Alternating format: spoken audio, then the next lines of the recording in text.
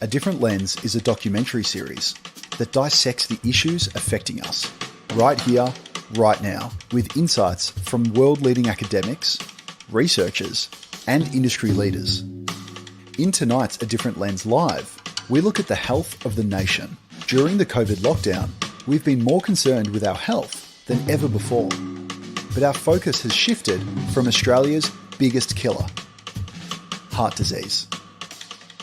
Every year, 50,000 Australians will suffer a heart attack, with one person dying every 12 minutes. We spend more money on cardiovascular disease than any other health issue.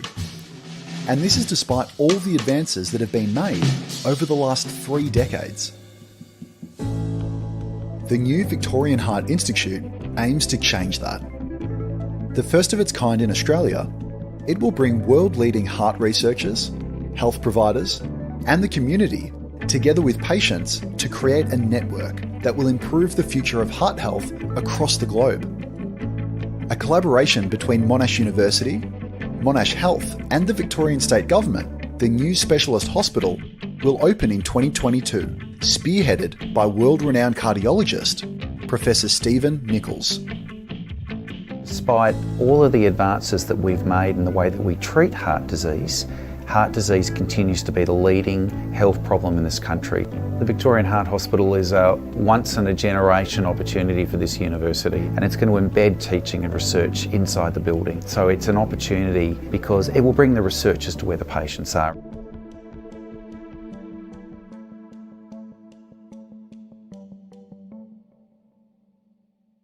Welcome everybody. It's fabulous to have so many people here tonight. Before we begin, I'd like to acknowledge and pay my respects to the traditional owners and the elders past, present and emerging of the land, the waters on which Monash University is located, and to the traditional owners and elders of the lands and waters wherever you or I are this evening. Welcome, welcome, welcome. I'm Sally Coburn. I'm going to be your facilitator for this evening. I'm a proud Monash medical graduate who also works in radio and TV. Now, as I said, I'm going to be your facilitator. I'm also going to be your fascinator. It is Oaks Day, so hello, we've got the hat on. And it's going to be an absolutely fascinating discussion tonight. I'm very excited because what we're doing is a part of a whole series of discussions of Monash University's different lens. So we've got a lot of experts that will come on and talk about different issues that are appropriate for things that you are interested in. And tonight, it's matters of the heart. Now, that's not the Dr. Feelgood type of matters of the heart. We're talking about heart health. And so please stay with us. It's going to be great because we're going to be talking all about incredible journeys that we're all going to go on in the future. As you heard, we've all been totally immersed in COVID, and we've got the biggest killer in Australia that we really need to tackle, and that's heart disease. So if we can put the same effort into managing heart disease, hello, it's going to be a different world. So as I said, heart disease is Australia's #1 killer. But this week also marks the beginning of a bright new hope on the horizon. What I'm talking about is the Victorian Heart Institute. It's Monash University's new home for heart research that brings together the greatest minds across research, teaching, and the clinical community to imagine the future to address our biggest killer, heart disease. Earlier this week, the Institute brought together hundreds of these fabulous minds, and they talked solutions. And they talked together in the same webinar. And that's what's been wonderful coming out of COVID, hasn't it? That we can talk together. And what they came up with, it was called the Cardio Symposium. And we're very much pleased to have 4 of those fabulous minds here tonight as panel members when we talk about what's going on in the new institute. So joining us tonight is Professor Stephen Nichols. Now, Stephen is a cardiologist. He's also the inaugural director of the Victorian Heart Institute, and he's also the clinical director of the Victorian Heart Hospital. Professor Professor Peter Curry, Peter, is a research scientist and director of research at the Australian Regenerative Medicine Institute. When I went through university, there was no such thing as a Regenerative Medicine Institute. Professor Sophia Zungas. Sophia is the head of the School of the Public Health and Preventive Medicine at Monash University. She's Professor of Diabetes and Vascular Health and Ageing. A lot of cardiac stuff going on with those diseases. And Dr. Emily Koche, she is a cardiologist and an electrophysiologist. And we'll find out more about what an electrophysiologist is. And she's at Monash Health.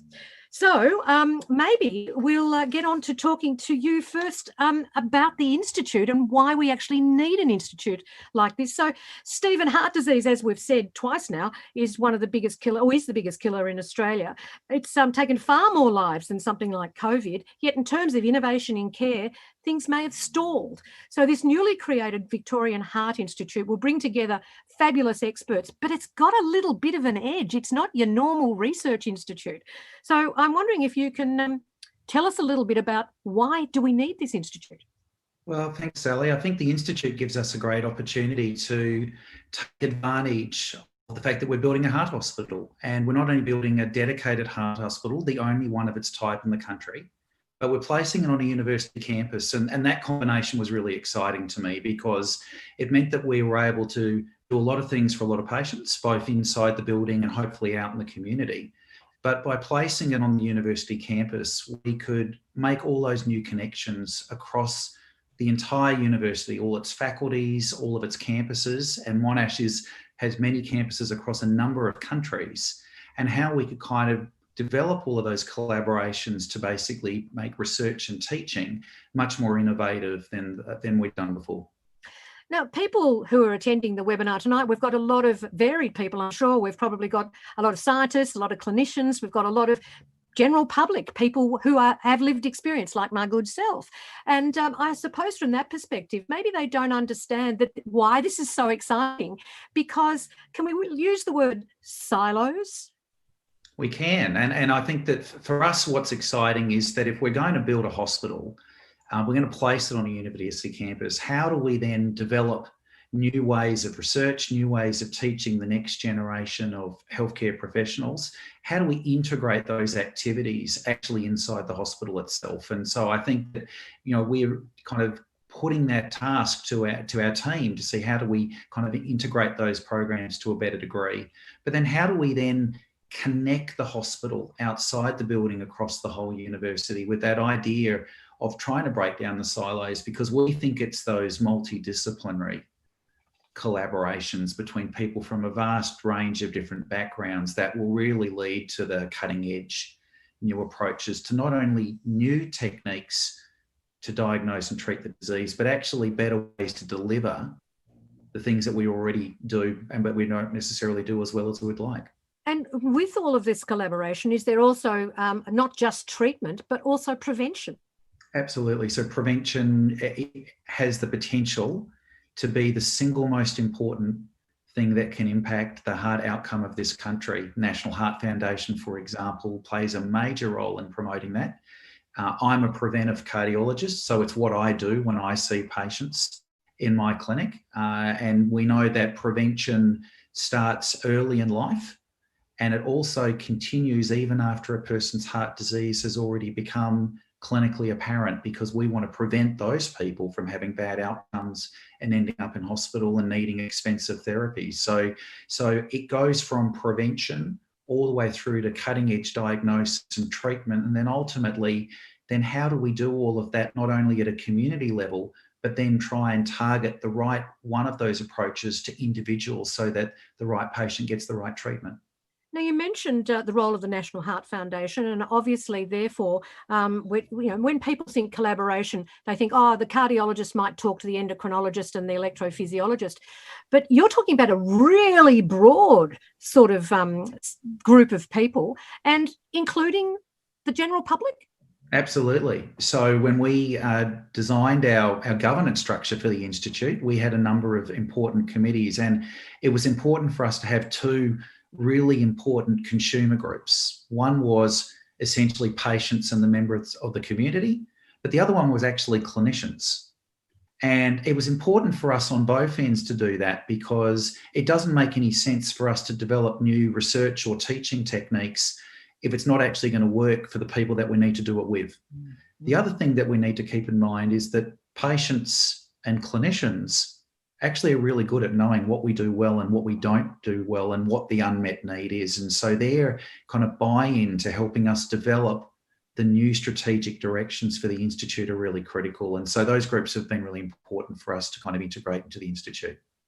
You're also you're the head of the Institute, but you're also the head of the Heart Hospital, which I understand will be opening in 2022. I was involved right when it was just a speck in some people's eyes, and it's just amazing to see where this has gone to. Where is this institute and this hospital actually going to be physically? So it's down on some of the old sporting fields at the Monash Uni campus at Clayton, on the corner of Wellington and Blackburn Roads. We have a fully designed building. Thankfully, we've started construction. We've just recently poured the 4th floor of concrete for the elevator shaft. We are well into the sky. People who drive past the university can't believe how quickly it's going up. Thankfully, COVID has not slowed us down, and we are well on our way to a building that will hopefully be complete about 2 years from now. And the Institute will be inside that hospital? So the Institute is quite unique in that it will have a physical home in the hospital. It's got its own floor where we've got teaching facilities, simulation labs. It's got standard research labs for people like Pete Curry and colleagues. It's got a clinical trial research area. But importantly, it's got a fairly major virtual component in that most of our members are going to exist somewhere else in the university, whether it's in regenerative medicine with Pete Curry, whether it's in the arts faculty, whether it's in the design and architecture faculty. And that really gives you a sense for the kind of reach that we're trying to go for here. We're really trying to kind of push the boundaries here to try and bring in a really broad range of people to help us kind of come up with some really innovative kind of ideas. This whole innovation thing, it sounds, could I go so far? I love saying Victoria is the best place in the whole world, but, could we also maybe be seeing something on a global scale? Well, that's entirely why we're here. We know that Monash University already has a global reputation from a cardiovascular perspective. There's a reason why we're building a heart hospital in Victoria, because of the biomedical powerhouse that the state is. We are building this entire project, hospital and institute, to be a global player. We've been lucky that our scientific advisory board are the best of the best from overseas. And we've said that that's what we want to develop, and they're helping us do that. So what are the biggest challenges with regard to, if you could list the top 3 things that we change the world, what would you say they are? I think we still on a community level don't get it right in terms of prevention. So there's a huge amount of work there. We still have patients where we treat them with the best treatments possible and they still have bad outcomes. We have patients where perhaps we need to work out how we personalise treatment. And then the final one, if you'd let me use a 4th because it's a really important one, is we know that there are members of the community who have really bad outcomes from heart disease, but bad access to the therapies that we currently have, what we call underserved populations. And that's a really important group for us to be kind of looking to see how we can improve the heart outcomes for those groups. So before we sort of move on to the notion of innovation and talk more with the other people on the panel, can I just ask you, some people would say, well, why do we need a hospital just for heart, and why do we need an institute just for heart, and why aren't you just inside one of the other hospitals? Well, we think it's an opportunity to take advantage of the fact that there's a huge clinical need. We have the ability to develop centres of excellence and to consolidate that. So not only are we dealing with a large volume of patients, and unfortunately the reality is that people like Emily and myself are not going to be out of a job in the near future. But how do we then deliver those models of care in a way that it's highly specialised, and how do we develop sophisticated kind of centres of excellence? And we think the Heart Hospital enables that. The Institute really takes advantage of that opportunity that the hospital provides. And that was a major factor that attracted me to coming to Victoria in the first place to take up this role, was the university's role here, buy-in here, wasn't just a bit of land and a bit of money. It was that they wanted to be a significant player in all of this. And when they said, look, we want you to go away and just, can you come up with something that's about research and teaching and hopefully play everybody in? And we came back with the Institute model. The support from the Vice-Chancellor and the rest of the university has been extraordinary in terms of how we can bring that to fruition. And from my perspective as a very keen educator, having the ability to be on campus with medical students, we've got the whole gamut, and I think that's where we want to move to next. I'd like to really move on to talk about collaboration. Collaboration drives innovation, and the Victorian Heart Institute will bring academics, research students, PhDs, scientists, and clinicians together like never before. This cohort of bright minds will find its home within the living laboratory at the Victorian Heart Hospital. Similar to how the world's leading tech companies operate, the Institute will accelerate cardiovascular health innovations. It also provides a platform to interact with other institutes and hospitals around the world for meetings, teaching, and viewing procedures in real time. It's a first for Australia. The question is, how will it work? And how will the community benefit?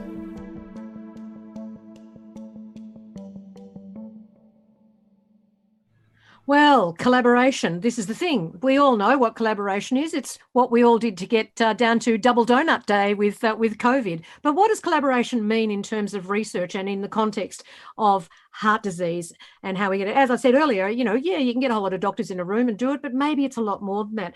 So joining us now is Professor Sophia Zungas, and Professor Zungas is a clinician and a scientist, and she knows all about populations. Sophia, welcome. And can you tell me what advantages are there in taking this sort of collaborative model? Thank you, Sally. I think it's really great to be able to bring, as you've indicated earlier, the best of minds together, different skill sets, individuals from different disciplines, whether it's medicine, science, arts, design, bring them together in the one place and get them together talking a different language from what they're used to talking, and actually being elevating their thinking so that it's much more outside the box, blue sky, and innovative. And when we do that, we develop the future workforce that understand and are able to work in this space collaboratively. But also we design a new language, and we train the next innovators of the future, but also get them thinking around what those new questions might be, and also the translators of the future. It seems such a no-brainer, this whole collaboration thing. Why is it so hard? And has it just traditionally not been the way that we've all been off doing our own thing? What's the difficulty? Well, I think partly we've all learned our own specific skills. I'm an endocrinologist. I'm used to interacting with other endocrinologists. I'm used to doing my research with them. And now I'm actually interacting with cardiologists, nephrologists, electrophysiologists, the regenerative medicine scientists. And we're all we're attacking really complex, wicked problems. And these don't have easy solutions, so they won't necessarily be within our silo. So we need to be thinking about different mechanisms and different solutions. And we can only do that if we come together. And as part of that journey, we're also collaborating, as Steve mentioned earlier, the consumer, the individual, the person in the community. And they're coming in and co-designing these solutions and these programs with us, so that we're collaborating with the community more broadly. So speaking of collaboration, why don't we bring the rest of the group in? Because I wanted to point at Peter Curry and ask you, Peter. Look, we're hearing firsthand. We're seeing this bench to bedside thing with COVID, and everyone's trying to find a vaccine. It's really, I think, shown people the importance of trials. Do you want to sort of talk a little bit about that? Yeah. So indeed, I think we all work collaboratively in science and medicine, and we've seen exemplars of that in the COVID situation.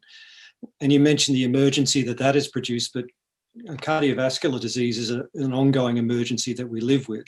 So what I'm really excited about this project is that it's going to be a beacon of light in clinical care of excellence that my cohort of basic scientists can work with, so we can begin to deliver the amazing discoveries they're making into the clinic and do the clinical trials, which are inbuilt into the structure of the hospital. So we'll be living cheek by jowl with clinicians that have a lived experience of what our population requires to be delivered medically, and they'll be hearing about what we're doing in the lab and how the two things can relate to one another. And sometimes it's as simple as, we have this problem, we do this experiment, that seems to solve the problem. And it might be something that's never occurred before, but having that clinical excellence, living next to science excellence, always delivers something innovative. I've seen it before where you might be sitting in the cafeteria at an institution or something, and you overhear someone at the next table talking about, oh, I've got a problem with this or this. Is this part of being in this collaborative thing? And I bring everybody in on this. Is this the way you expect to see it, this corridor conversations about, oh, Emily, great to see you. Can you help me with my electrophysiology problem with my muscle that I'm developing on the bench in the embryo? Is this something you're all excited about? I'll pipe in here. So it goes back to when you mentioned the silos, because we do all work in our little specialty areas. And like Sophia said, if you're together swapping ideas, the ideas grow. And so the individuals all get together and we're greater as a large group. And Peter says you have these ideas and do the positive feedback and change the experiment as it's going along into clinical practice, you get a better result more quickly. Sophia, can I bring you back in here? Because one of the things that I've learned just recently, and it was a friend of mine who really did a lot of work on this in breast cancer, Zoe Weiner, that what's gone on with the research into heart disease on a population level, it's mainly been about men. And suddenly we've realised we need to look at women because they can be different physiologically. It's a really good point that you make there, Sally. We've really forgotten that heart disease is actually the #1 killer in women as well. And we've traditionally thought of heart disease as a problem of middle-aged men. And in fact, they were mostly studied in the clinical trials and the population studies of the 70s and 80s and the 90s, if you like. But more recently, with ageing of the population, we clearly understand, and longevity being greater in women, that we've got emerging and evolving differences in the trajectory, in the symptoms, in the way heart disease is diagnosed in women. And also we have women experiencing problems of heart disease in pregnancy, as well as in later life. So I think we need to start measuring these things better. We need to start raising awareness around heart disease in women and understanding what the differences are in terms of risk factors, symptoms, and then, as Steve mentioned earlier, try to understand whether we can individualise treatment better for the females that are experiencing the condition. Sally, this has implications across the board. Women are less likely to seek medical attention if they get chest pain. When they present to the emergency department, we are less likely to do the same investigations on a woman that we are on a man. When we diagnose their heart disease, we're less likely to treat them with the therapies that we know work. And then when we do clinical trials, we're lucky if 20% of the patients in our trials are women. So, and then we kind of say there's a lack of evidence, and that's why we kind of justify doing all the things that we didn't do.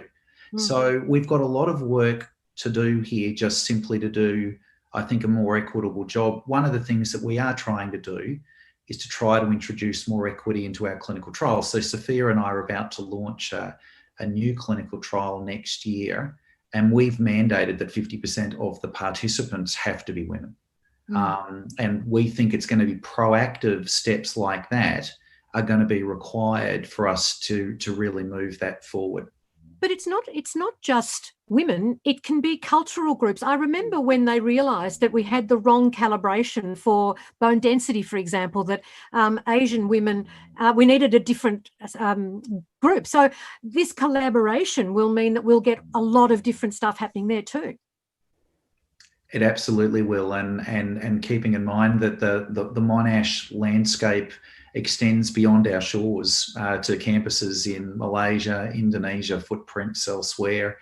So we're going to have the opportunity to do that with communities within Australia, but also communities outside. The unique opportunity for the women, like you say, you're just talking about clinical access, but then upstream is the tissue, the genetics, the what is the actual difference. It's an opportunity for us to do that all on one campus and solve these problems. Actually, that's a very good segue into innovation, I think. So maybe we'll move on and talk a bit about innovation amongst the whole group, and especially with you, Emily. So we'll have a look at this. Heart disease is Australia's biggest killer. What we need more than ever is innovation. We've had a number of new therapies, whether it be devices or medications, which have really changed the outcome for many patients with heart disease. But despite all of that, we're still faced with the fact that it's a leading cause of death. And so it tells us that as good as the changes that we've made have been, we need new therapies and new approaches to reduce the risk of heart disease even further.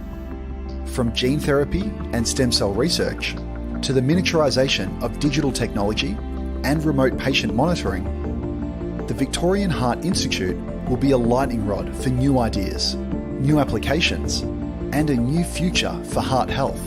So, where does innovation start? And what are its limits?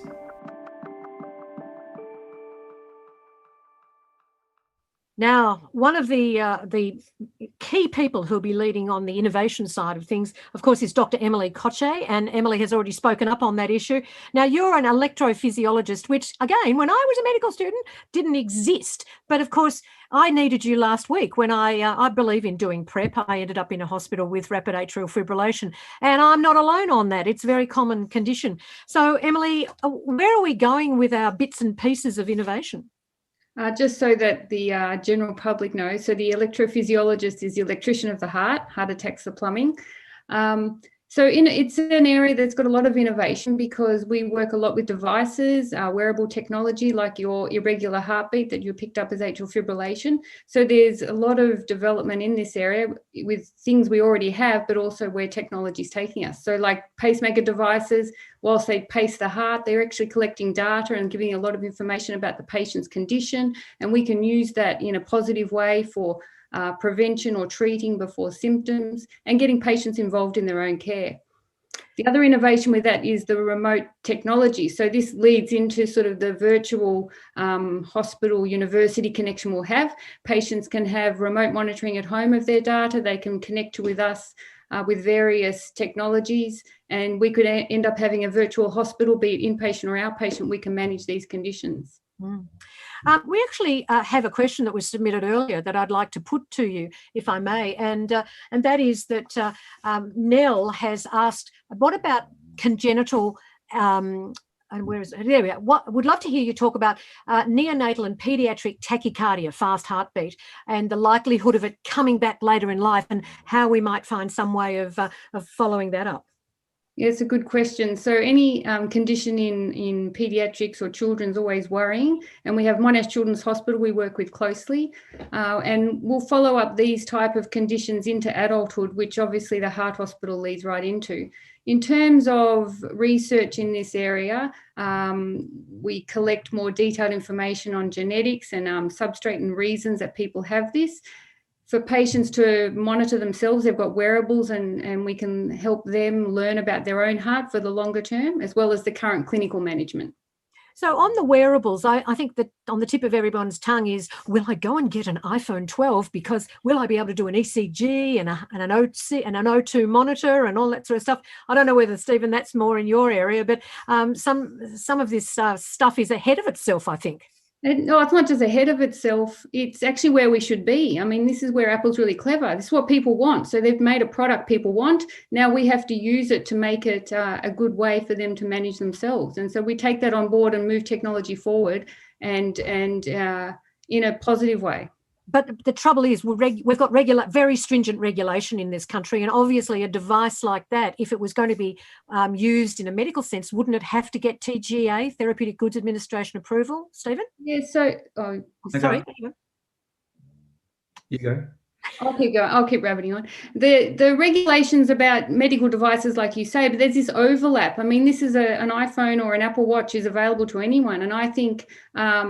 regulation takes too long often, and it's for a good reason. We have to be careful in what's regulated, but we need technology to move along quite quickly so we keep up to date with these things. Patients are going to be ahead of us, and I think that's where we're in the Institute. We're going to have access to this digital technology, these platforms where we can have this data and move along in a way that's still quite and within regulations. I suppose, and I can speak from first-hand experience here. I last week when I had my irregular heart rhythm, I put my finger on my little phone thingy, and I looked at my rhythm, and rather than being nice smoothie bits, it was but you couldn't use that as a diagnostic tool. I still felt, even being a doctor, I'm still going to hospital to get this. However, the first thing you did was do that rather than call an ambulance. So it says this is what you do. You Google it, you check it, you do it yourself. Why not? It does help. And I think we have to embrace that and use it positively.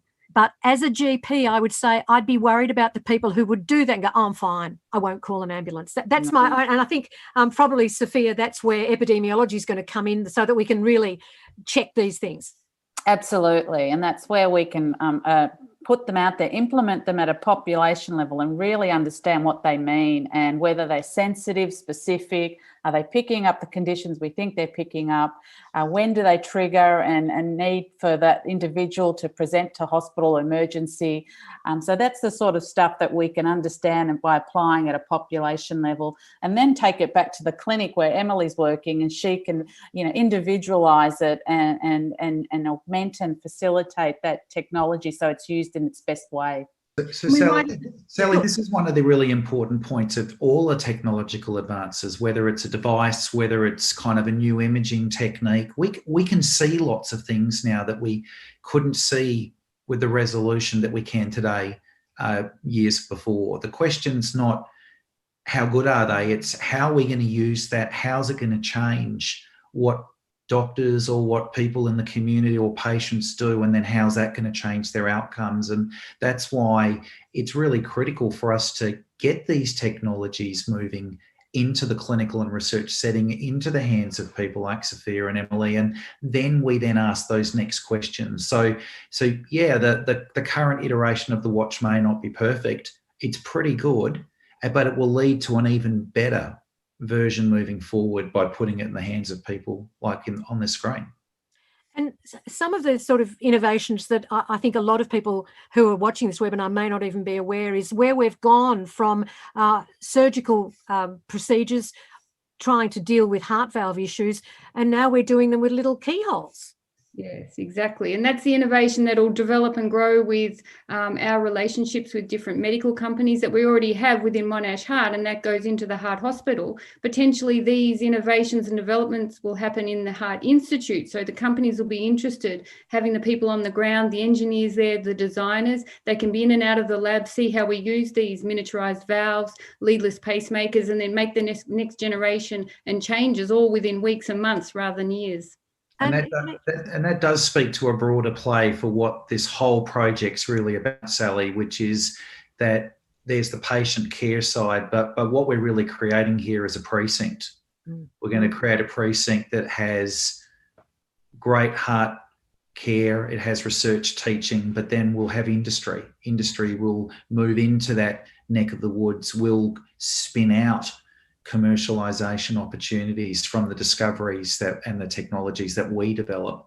And so that's also something that's very important both to the university and to the state government. I suppose some people may say, but, if you're a heart hospital, what happens if something goes wrong with my diabetes, for example? But I imagine you collaborate. We do.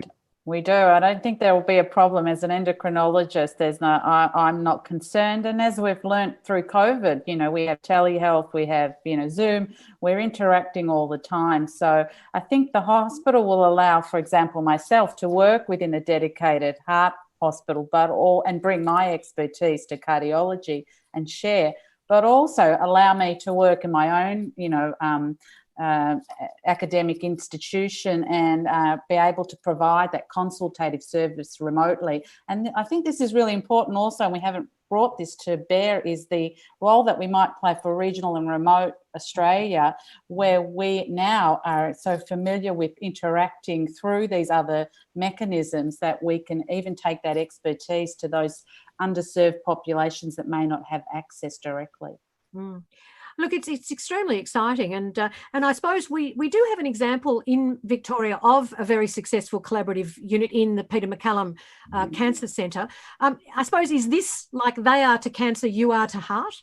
I think there's absolutely some synergies and there's some learnings from them that are really important for what we're trying to do. So it's really that idea of how do we not only do lots of things, but do them in different ways, which are ultimately better for patients. And how do we build teams? This isn't just about doctors. It's about training and skilling up our nurses and other allied health workers. You know, Emily, for example, her heart rhythm clinic has a really wonderful nurse practitioner that runs her own clinics, runs her own research. And you know, these are the innovative kind of ways of delivering healthcare moving forward. How do we do it great, and how do we do it in a kind of cost-effective way? And question without notice, will you be skilling up us GPs? We absolutely, because we think that you know, in addition to research, education and training is really critical. And for us, there's some needs to train some people that we need to work in our building, but we think there are educational opportunities that are well beyond there. So it's not only working with GPs, but it's working with cardiology kind of courses both online and face-to-face for a range of other kind of healthcare professional groups. I suppose there's probably an elephant in the room that everyone's hearing about this wonderful hospital and institution, and it's going to do all these fabulous things. But is it going to be a public hospital? It is. It is. It's a public hospital. It's actually part of Monash Health. So that means that we are the cardiac service for Monash Health. You talked about collaboration, and you know, one of the things that we need to collaborate with all of those other departments within Monash, most of which will be at least 2 kilometres down the road, if not at other campuses at Monash. And so one of the things, and again, keeping back to the innovation kind of theme, we are sitting down with each of those departments and saying, okay, well, how's this relationship going to work when we move down 2 kilometres down the road? Mm-hmm. How do we do the meat and potatoes collaboration with that distance? But how do we find new innovative ways of collaborating, whether it's telehealth, whether it's forming new kind of collaborative services? That, you know, so that conversation's going on today.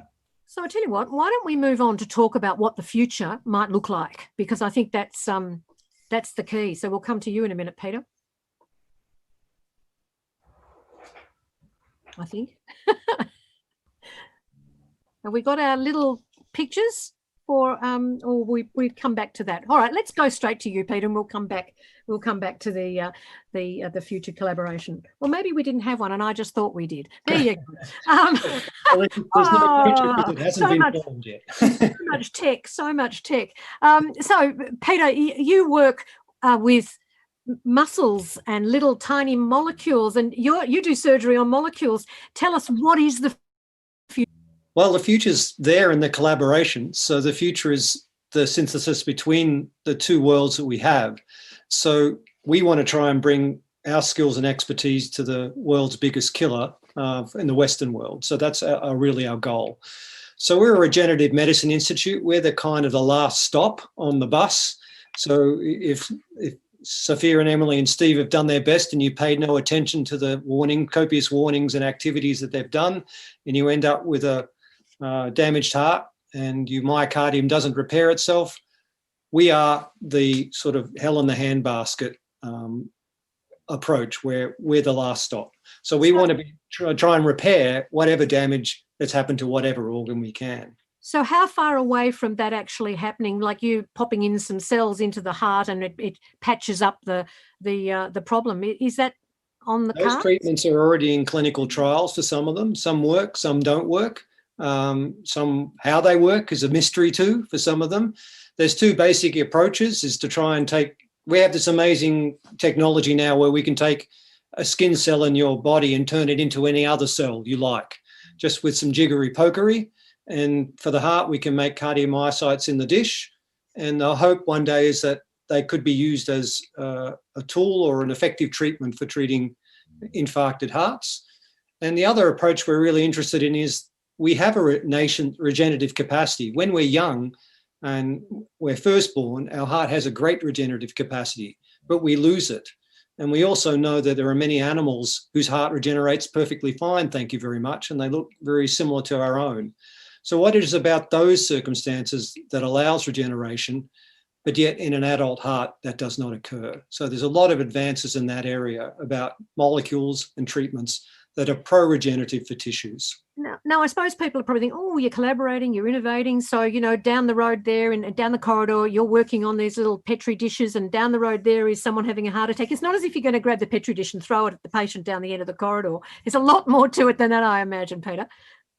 Yes, of course. And, you know, there's a longitudinal process to get from an idea and a discovery into the clinic. But it sure as hell is shortened if your clinician is sitting across the coffee machine from you. And actually, sometimes it can be simple and can be the things that are clinical imperative are not really known to us scientists very well. And just having a discussion, my own father was a clinician, and sometimes I never really realized the things that really impacted people's life majorly are often not as complex as you would think. So I do think the marriage of the two worlds is important. But yes, it's not like that. You don't have a discovery in the morning and walk over to the clinic in the afternoon and stick it in a patient. But the infrastructure Steve talked about, the clinical trials facilities that he has, his engagement with industry partners, these are all stepping stones to true impactful clinical treatments for everyday Australians, I think.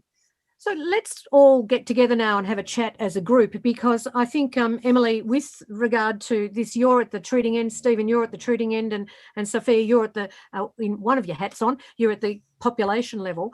But I suppose we're not just talking about treating damage, we're talking about trying to prevent the damage in the first place, but we need to understand the physiology. And I suppose there is another question from Kate. Kate actually asks about genetic testing, and I suppose that's probably your end, Peter, looking at the genes, and can we pick people who've got issues with their heart and maybe do something about it? Any thoughts on that, panel? Yeah, so we have a collaboration. One of our researchers works with one of the Monash heart researchers, and there's an artery dissection disease that had no known genetic basis before. And working with one of the Monash heart people, we were able to identify the gene that was responsible for that clinical process. And it was a glue that holds together the tissues of the artery. And it now gives us a clinical lead on how we could design treatments around it. So again, once the patient and the scientists get in the same room, and we can now, with these modern genetic technologies, rapidly get to the genetic causes of disease, then treatments can be designed on the basis of that information. So Stephen or Emily, maybe I'll come to you on this one with regard to something like what Peter just said. I always get a bit sort of confused, I think, when people talk about, oh, we can recognise the gene, but it's not as if we can snip the gene out of every cell. Are we looking at pre-implantation genetics in IVF, for example, which is another Monash innovation? Are we talking about that's the sort of thing we'll be offering people, or what do you see for the future? I think that's what we're currently offering. We have pre-genetic testing. We have genetics available for cardiac genetics at Monash Health at the moment. So I think you're looking forward to how do we use this in a more innovative way, and whether everyone has that done or you do it for specific diseases. Peter's already said one little area clinicians come up to him with, and they've looked in, they've found a gene and they're heading towards a solution. So there's endless ways we can use that to look at the current clinical issues, and I suppose extend into the university where you've got all these scientists that can take the genetics is just exploding. I mean, it's computer technology, so as it's computing, it gets rapid.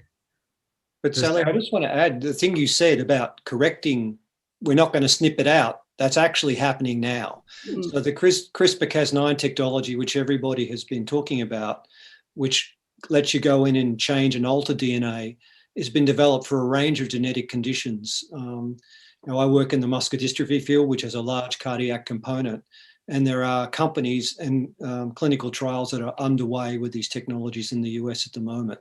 And these are the kind of technologies that we'd love to transfer directly into the heart hospital setting. And I think there's an absolute tsunami of treatments of that type once the first ones are developed. So yes, we can go and genetically correct tissues now. It's a proven technology. Get access to it through this Heart Institute. Well, exactly. I think the other thing to think about with genetics is that looks at genetics looking at single gene and single gene defects. And we know that now with genetic testing, we can find thousands of genes, all with very minor abnormalities and changes in them, which associate with a higher risk of heart disease. And how do you pick which of them is important? And now what we can do is we can calculate genetic scores. So we can find all of those changes across a patient's genetic sample, calculate a score. And that's what we're starting to look at, the use of those scores in the clinic, because as genetic testing becomes cheaper and it becomes a lot more high throughput, and you don't have to wait 6-8 weeks to get a result, more and more people are going to have access to information. And so if we're going to have access to information, it's important for us to know how do we use it effectively. So I just want to hark right back to the beginning when we were talking about being at a university like Monash, being collaborators, and we've talked about, the medical side of it. But I had the absolute privilege of interviewing Don Ingber, who is a bioengineer from America, who talks about nanobots being injected into your body to deliver treatments. I mean, are you getting together with the mechanical engineering department over and talking in the Hargrave and stuff like that? Is that going to happen? Not only that, we actually have engineering labs built in the heart hospital on that institute floor. So we don't want to walk across the university to find the engineers. We want them in the building with us. Wow.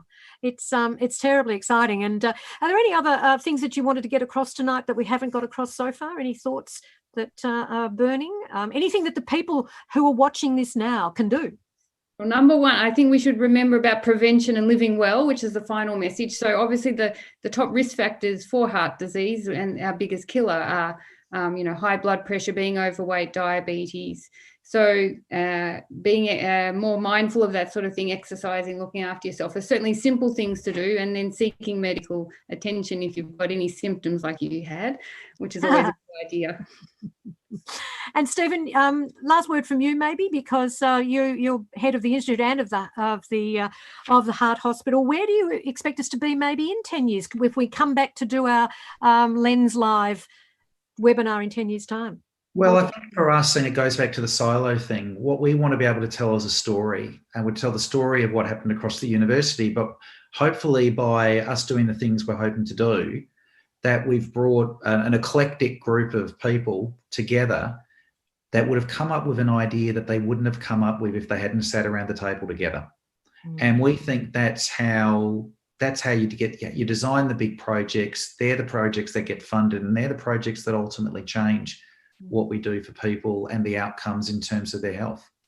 And I presume the Victorian government's obviously had some input into this through Monash, or just to the institute, or where's that come up? Well, I think the Victorian government support of the heart hospital in the first place was critical to all of this, and the fact that for them to come together in that partnership with the university and Monash Health to do a really unique thing. And so the government's support, and as I said, the government's clearly supportive of this idea of being able to grow the kind of the industry connections kind of in the region as well. And because it's not only about improving health, it's improving the knowledge economy, but ultimately it also has major economic benefits for the state.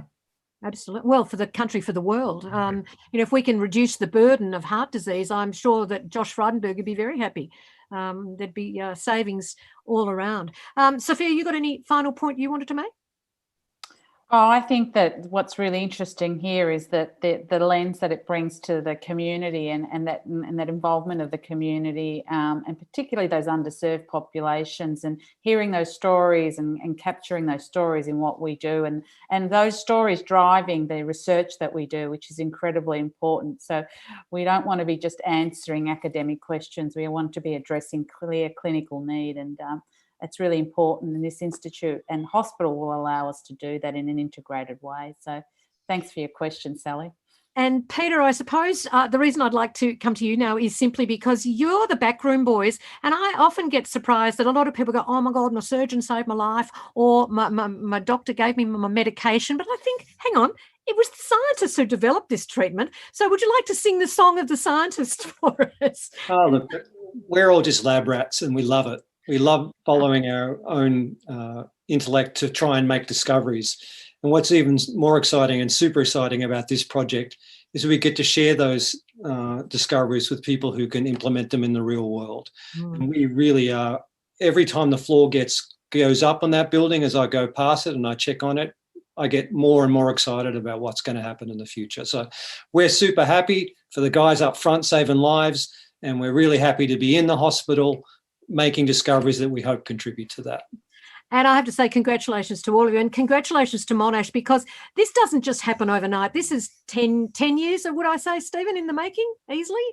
And we're going to see it in a couple of years. We'll have that hospital open. We'll have the institute up and running. And hopefully with these days, with innovations, we might have something in 5 years. We might have a new treatment. Emily, would you like that?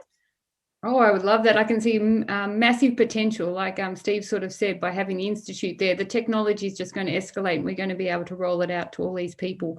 It's going to be great. So if you're driving down Wellington Road or Blackburn Road, have a little look at the growing building. And if you drive that way to work, it'll be fantastic to see. Don't ask your GP for a referral to this heart hospital. They can go. Monash has a heart. You're head of cardiology at Monash, Steve. So people can go to Monash for their heart problems now. Monash Heart exists, but the new hospital will be a couple of years away. Maybe I'll be your first patient. You never know. Can I just say it's been an absolute delight speaking to all of you. You are very inspiring, and I'm sure everyone who's listened to you tonight will be absolutely thrilled to think that this is happening in our little hometown of Melbourne and a fabulous University of Monash. I wanted to say thank you to Monash, and thank you to everyone who organised tonight. And I must say that it's been wonderful. So I'll thank you individually. May I thank you, Stephen Nichols, Emily Cotchett, Sophia Zungas and Peter Curry. And can I thank you for watching and being interested, and please keep an eye out for more. And there's going to be more discussions called the Different Lens series. You can go to lens.monash.edu if you want to find out more about it. And I hope we'll see you next time. Thanks so much.